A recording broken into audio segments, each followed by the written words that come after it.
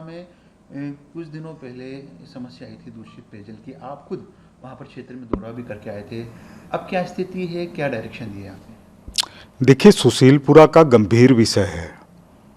5 दिन पहले वहां जब सड़क बनाई जा रही थी तो वो पाइप लाइन से टकरा गई, जिसके कारण जो ओवरफ्लो सीवरेज था उसमें पाइपलाइन का पानी मिल जाने से कुछ घरों के अंदर वो गया। ये गंभीर विषय है।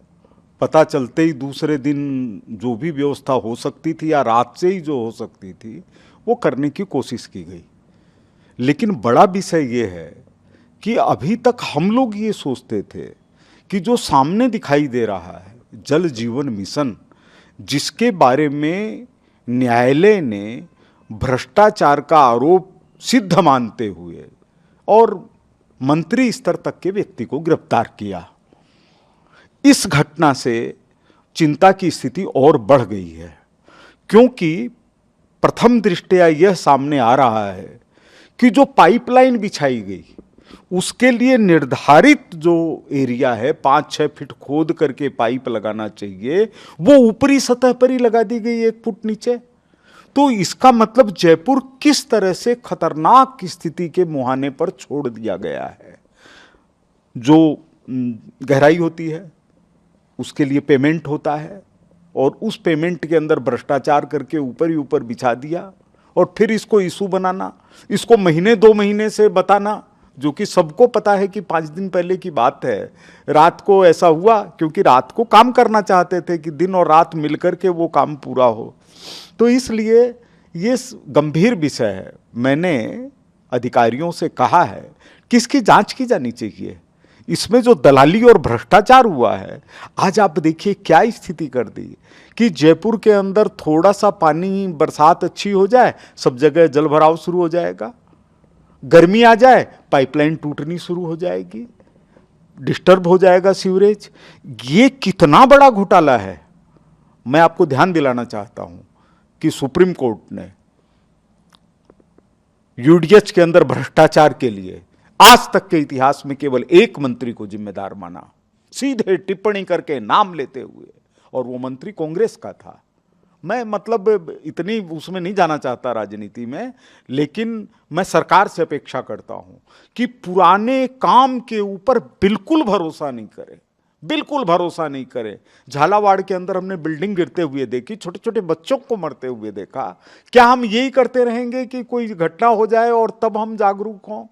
आप मान करके चलिए, कांग्रेस का पर्यायवाची है भ्रष्टाचार। दोनों जुड़वा भाई है, एक दूसरे के बिना रह नहीं सकते, और फिर हंगामा करना। अरे भाई, तुम्हारा किया हुआ काम 2 साल के अंदर सड़क बनी हो तो बताइए, 2 साल के अंदर वहां पाइपलाइन डली हो तो बताइए, 2 साल पहले वहां सीवरेज लाइन बनी हो तो बताइए। और ये हजारों करोड़ का काम है। कोई ऐसा नहीं है कि एक जगह पाइपलाइन बदल दें और उससे चल जाए। हालांकि सुशीलपुरा के अंदर जनता ने जो सहयोग दिया, जो उन्होंने धैर्य रखा, उसकी मैं प्रशंसा करता हूं। मैं रोजाना जाता हूं, रोजाना जाता हूं। मेरे भाई बहन है, मेरे को उन्होंने वोट देकर के जिताया है। मैं जीवन की सांस रहते हुए उनसे अलग नहीं जा सकता। वो अगर आरोप लगाते हैं वो भी सिर माथे है। जनता कभी गलत नहीं कहती, जनता सही कहती है। अब अधिकारी वहाँ पर सैंपल और तमाम चीजें। हाँ, लगातार चल रहा है, लगातार चल रहा है। यहां तक कि सही पानी, शुद्ध पानी जाने के बावजूद भी 2 दिन तक देखा जा रहा है कि कहीं से लीकेज नहीं हो गया है। राजस्थान विश्वविद्यालय में एनएसयूआई के छात्रों ने कल जोरदार हंगामा विरोध प्रदर्शन करा। वहाँ पर एक कार्यक्रम था नारी शक्ति से जुड़ा हुआ, जिसका वो विरोध कर रहे थे यह कहकर कि ये आरएसएस का कार्यक्रम है। किस तरह देखते हैं इस प्रकार के विरोध प्रदर्शन को, ट्वीट को, गोविंद सिंह डोटासरा? देखिए, सबसे बड़ी बात यह है कि भारतीय जनता पार्टी ने 1982-83 में जनता विद्यार्थी मोर्चा बनाया था। उसको पार्टी ने खत्म कर दिया। इसलिए खत्म कर दिया कि सीधी राजनीति विश्वविद्यालयों के अंदर नहीं होनी चाहिए। एनएसयूआई आंदोलन कर रही है, इसका मतलब ही क्या है? आपने अखिल भारतीय विद्यार्थी परिषद के समानांतर एनएसयूआई को खड़ा करके कभी विद्यार्थी परिषद के बैनर तले बीजेपी के समर्थन में जुलूस निकली है क्या आज तक? क्या कभी विद्यार्थी परिषद ने प्रेस कॉन्फ्रेंस करके बीजेपी के पक्ष में कोई बात की क्या? नहीं।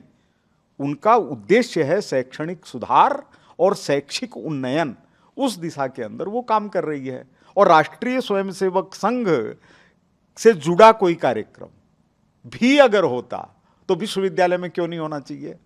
राष्ट्रीय स्वयंसेवक संघ का उद्देश्य है देश के प्रति एकांतिक और अव्यभिचारिक निष्ठा, देश को परम वैभव पर पहुंचाने का सपना पूरा करना। यह विश्वविद्यालय में नहीं होगा तो कहां होगा? यह तो खुशी की बात है, होना चाहिए। मेरे को नहीं लगता कि ऐसा कोई विश्वविद्यालय हो जहां पर संघ की शाखा नहीं लगती हो।